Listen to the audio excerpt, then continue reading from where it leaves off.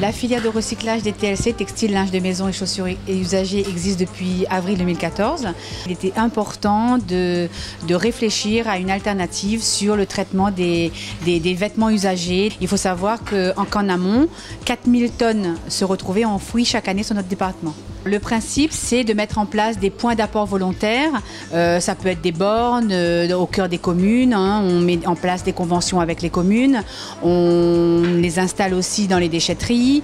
On est en convention avec le Secours catholique, la Croix-Rouge, d'autres associations. On ramène ces matières-là sur nos 2 centres de tri, à la Mare, dans le nord, et dans l'ouest, à Cambé. Les collecteurs qui tirent ça dans les bornes.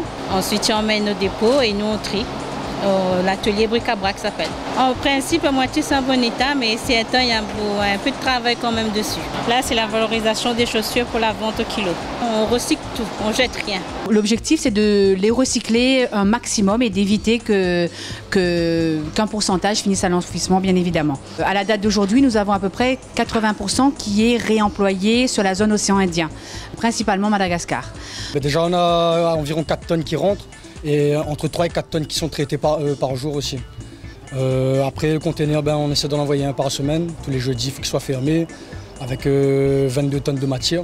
Nous avons un pourcentage qui est transformé en chiffon pour les entreprises locales, garagistes, imprimeries. Les opérateurs de tri ont le soin de trier les matières qui sont encore en très bon état. Et donc on permet aux personnes en difficulté ou tout simplement des personnes qui souhaitent consommer responsable d'accéder à ces biens d'équipement à la personne à moindre coût.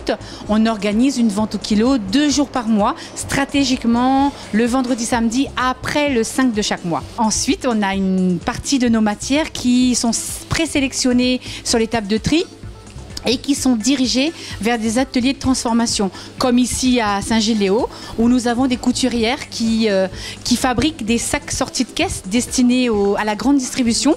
On est là sur l'alternative aux sacs plastiques. Là, c'est une table de coupe. On prépare nos kits pour préparer le sac Leclerc.